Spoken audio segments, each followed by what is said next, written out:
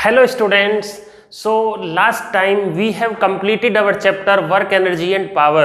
तो पिछली क्लास में हम अपना chapter work energy and power complete कर चुके थे थ्योरेटिकली और कुछ न्यूमेरिकल्स भी हमने उसके डिस्कस किए थे. In today's class we are going to start very very important chapter. This is chapter 7 and unit 5 we are going to start and the name of the chapter is system of particles and rotational motion.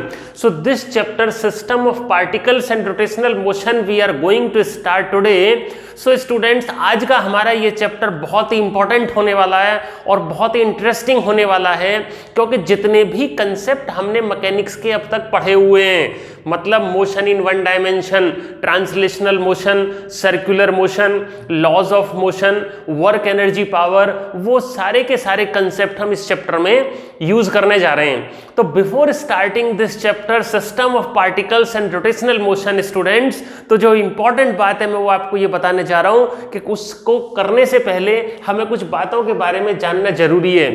तो पहली बात तो rigid body, मतलब इस chapter को start करने से पहले हमें कुछ प्रीलिमिनरी टर्म्स को समझना होगा, क्योंकि जब हम सिस्टम ऑफ पार्टिकल्स की बात करते हैं, name of the chapter is system of particles and rotational motion. जब हम सिस्टम ऑफ पार्टिकल्स की बात करते हैं और रोटेशनल मोशन की बात करते हैं, तो हमारे दिमाग में ये बात आती है कि भाई ये सिस्टम ऑफ पार्टिकल्स होता क्या है, मतलब सिस्टम ऑफ पार्टिकल्स क्या है. तो सिस्टम ऑफ पार्टिकल्स का एक दूसरा नाम रिजिड बॉडी भी है. तो मैं रिजिड बॉडी को ये भी लिख सकता हूं system of particles, system of particles, क्योंकि इसी का रोटेशनल मोशन हम डिस्कस करेंगे. हम रोटेशनल मोशन किसका डिस्कस करेंगे? We will discuss the rotational motion of system of particles और रिजिड बॉडी. मतलब सिस्टम ऑफ पार्टिकल्स को रिजिड बॉडी के नाम से भी पहचाना जाता है. ओके, अब ये रिजिड बॉडी होती क्या है? तो बहुत सिंपल सा मैं आपको एग्जांपल दूंगा कि आप प्रिंसिपल ऑफिस में जाते हो, आप जाते ही होंगे, कभी कभी आपको प्रिंसिपल सर बुलाते हैं तो आप प्रिंसिपल ऑफिस में जाते हैं. तो प्रिंसिपल ऑफिस में टेबल के ऊपर पेपर वेट रखा हुआ होता है. तो पेपर वेट क्या होता है? वो सॉलिड होता है. आप उसको कितना ही भी कंप्रेस करें वो कंप्रेस नहीं होगा, मतलब वो रिजिड बॉडी है. तो रिजिड बॉडी का मतलब होता है कि जिसमें इंटर पार्टिकल डिस्टेंस फिक्स होती हो, मतलब कितना ही भी फोर्स हम उसको लगाएं, कितना ही भी कंप्रेस हम उसको करें, उसके जो पार्टिकल्स का जो पोजीशन है, जो पार्टिकल्स का पोजीशन है वो चेंज नहीं होगा. मतलब रिजिड बॉडी की इंटर पार्टिकल डिस्टेंस कांस्टेंट रहती है. Inter particle distance remains fix in case of a rigid body.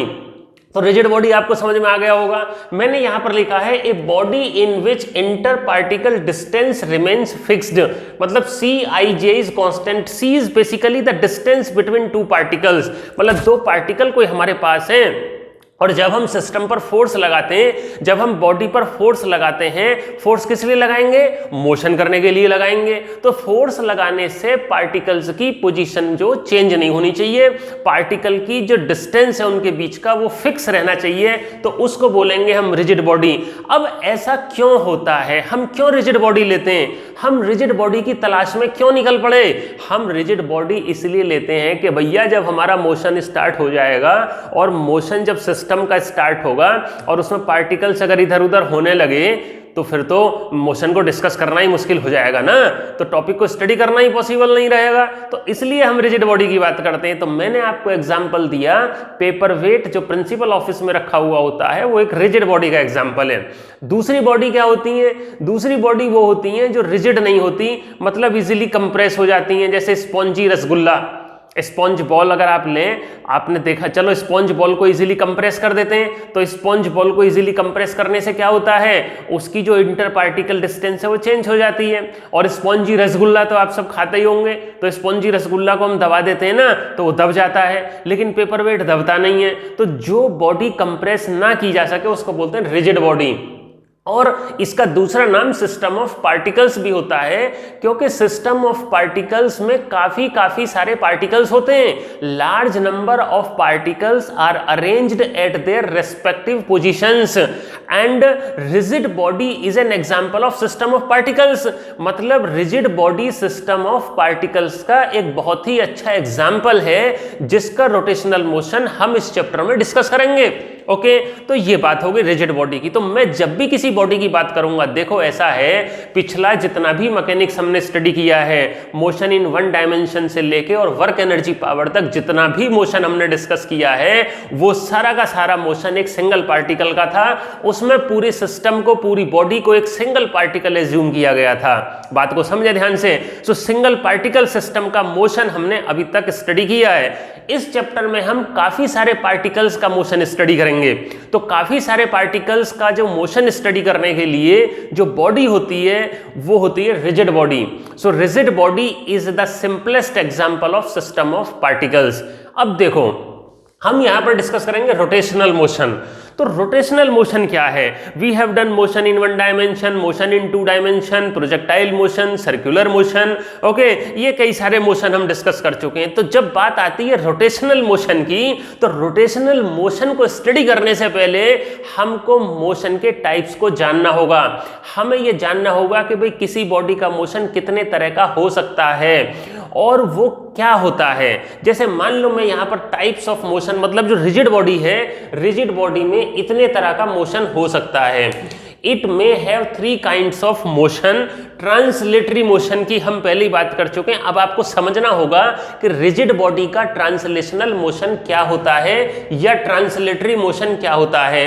So in this motion at any instant all the particles have the same velocity. बहुत important है। अगर कोई body translational motion में है, if a body is moving in translatory motions, then all the particles of the body will have same linear velocity. मैं linear velocity की क्यों बात कर रहा हूं? जैसे मान लो मैं आपको एग्जांपल देता हूं, ये मेरा कोई इंक्लाइंड प्लेन है। ओके, यहां पर मैंने कोई ब्लॉक रख दिया। A block is kept on an inclined surface, और ये ब्लॉक नीचे आ रहा है बड़े मजे से। नीचे तो आएगा ही क्योंकि जी साइन थीटा है और फ्रिक्शन है नहीं।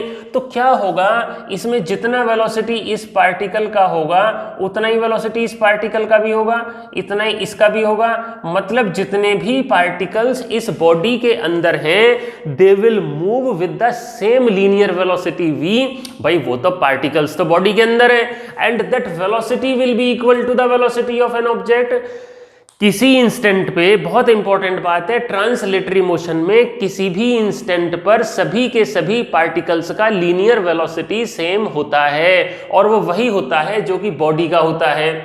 जैसे अब यहां पर कंफ्यूजन ये आ जाता है कि भाई जो सर्कुलर मोशन है, सर्कुलर मोशन ट्रांसलेटरी मोशन है कि रोटेटरी मोशन है? सर्कुलर मोशन ट्रांसलेटरी मोशन है। इसमें गलती मत कर देना, क्योंकि आप देखो, आप चाहे स्ट्रेट रोड के अलोंग जाएं, चाहे सर्कल में राउंड लगाएं, आपकी बॉडी के जितने भी पार्टिकल्स हैं, जितने भी बॉडी पार्ट्स हैं, उन सबका वेलोसिटी तो सेम ही रहने वाला है ना।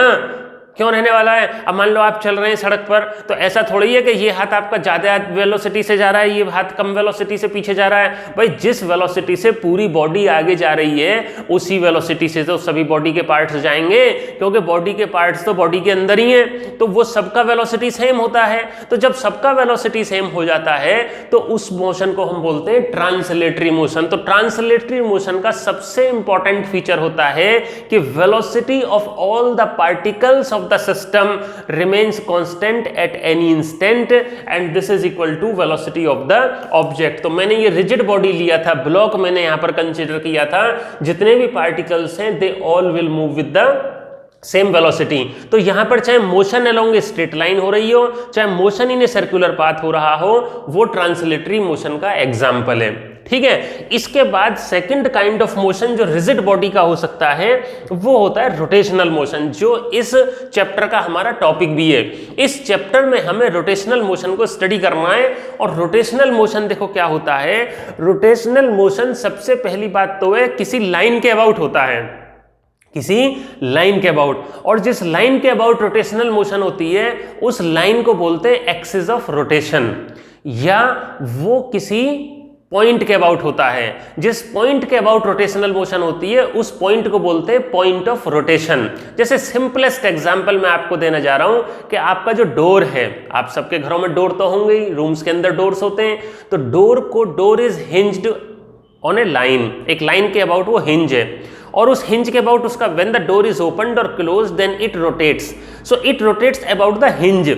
जिस लाइन पे वो हिंज किया गया है, लटका हुआ है, उसके ऊपर वो रोटेट कर रहा है। जैसे फैन है, fan is suspended from a rod, तो फैन घूम रहा है, फैन घूम रहा है। So rotation is about a line and this is called the axis of rotation. So rotational motion का बहुत इंपॉर्टेंट फीचर है, सबसे इंपॉर्टेंट कैरेक्टरिस्टिक रोटेशनल मोशन की होती है कि भाई रोटेशनल मोशन जब भी किसी बॉडी का होगा, when rotational motion of a body about an axis of rotation occurs, then all the particles in the body will move with constant angular velocity। बहुत इंपॉर्टेंट है। और जितने भी पार्टिकल्स हैं वो सब सर्कुलर मोशन में होंगे और ये सर्कल उस एक्सिस ऑफ रोटेशन के परपेंडिकुलर होगा। मतलब क्या होगा, जैसे मान लो ये मेरा कोई भी रिजिड बॉडी है और ये रिजिड बॉडी किसी भी आर्बिट्रेरी शेप का रिजिड बॉडी है और ये मेरी एक्सिस ऑफ रोटेशन है जो ओमेगा एंगुलर वेलोसिटी से रोटेट कर रही है। ओमेगा एंगुलर वेलोसिटी तो आप जानते ही हैं, when a body rotates then it has some angular velocity. और एंगुलर वेलोसिटी और लीनियर वेलोसिटी का रिलेशन क्या है, v = r ओमेगा। अब आपको सर्कुलर मोशन ध्यान में आ गया होगा। भाई रोटेशनल मोशन सर्कुलर मोशन के साथ इंक्लूड है, मतलब रोटेशनल मोशन में सर्कुलर मोशन भी होता है और ट्रांसलेटरी मोशन भी होता है। अब देखो कैसे होता है, ये मेरी कोई रिजिड बॉडी है और ये इस लाइन के अबाउट, जिसको मैं एक्सिस ऑफ रोटेशन बोल रहा हूं, इसके अबाउट रोटेट कर रही है। तो इसके अंदर जितने भी पार्टिकल्स होंगे, m1 मास पार्टिकल r1 डिस्टेंस पे, m2 मास पार्टिकल r2 डिस्टेंस पे, m3 मास पार्टिकल r3 डिस्टेंस पे एंड सो ऑन। तो क्या होगा, जितने भी पार्टिकल्स किसी बॉडी के रोटेट करने से बॉडी के अंदर जितने भी पार्टिकल्स होते हैं वो सब के सब सर्कुलर मोशन में मूव करते हैं। जैसे m1 मास का पार्टिकल इस तरह के सर्कल में मूव करेगा, m2 मास का पार्टिकल इस तरह के सर्कल में मूव करेगा, m3 मास का पार्टिकल इस तरह के सर्कल में मूव करेगा। और ये जो डिस्टेंसेस दी हुई हैं, these are the perpendicular distances from axis of rotation. अब चूंकि ये बॉडी रिजिड है और इसमें सभी के सभी पार्टिकल्स अपनी पोजीशन में फिक्स हैं, तो इनका ओमेगा सेम होगा। Omega is same important property होती है। जब कोई बॉडी किसी एक्सिस के अबाउट रोटेट करती है तो उसके सभी पार्टिकल्स की एंगुलर वेलोसिटी सेम होती है। एंगुलर वेलोसिटी क्या होती है, सेम होती है। अब लीनियर वेलोसिटी क्या होगी, linear velocity v = r omega. अब r सबका अलग अलग है, m1 मास के पार्टिकल का r1 है, m2 का r2 है, m3 का r3 है, तो सबकी ओमेगा तो सेम है बट r डिफरेंट है, सो v विल बी डिफरेंट। मतलब क्या होगा, जो पार्टिकल्स एक्सिस ऑफ रोटेशन से ज्यादा डिस्टेंस पर हैं उनका लीनियर वेलोसिटी ज्यादा होने वाला है और जो पास है उनका लीनियर वेलोसिटी कम रहेगा। तो ये हमारा रोटेशनल मोशन होता है। Rotational motion is the motion in which a body moves about an axis और पॉइंट, एवरी पार्टिकल, बहुत इंपॉर्टेंट है, every particle of the system और every particle of rigid body moves in a circle which lies in a plane perpendicular। मतलब जो circle जो होगा ना, circle का जो प्लेन होगा वो एक्सिस ऑफ रोटेशन के परपेंडिकुलर होगा and has its centre on the axis. As for example rotation of ceiling fan, potter's wheel, जो पॉटर्स व्हील होता है उसमें भी एक एक्सिस के अबाउट रोटेशन होता है, तो सभी पार्टिकल्स की एंगुलर वेलोसिटी कांस्टेंट रहती है। जैसे other example I should go Mary go round. Mary go round तो आप घूमते ही हैं, आपके स्कूल में भी है, टाउन पार्क में भी है। तो मैरी गो राउंड में क्या होता है, if children are standing on merry go round at different points from the centre, तो क्या होगा, मैरी गो राउंड तो कांस्टेंट एंगुलर वेलोसिटी से घूम रहा है, तो उन सबका एंगुलर वेलोसिटी सेम होगा, लेकिन उन सबका भी अलग अलग होगा। तो जो सेंटर से पास वाले ऑब्जेक्ट्स हैं, पास वाले जो पर्सन्स हैं, वहां पर एंगुलर वेलोसिटी सेम होगी, लेकिन लीनियर वेलोसिटी वहां पर कम होगी और दूर वाले पॉइंट की ज्यादा होगी।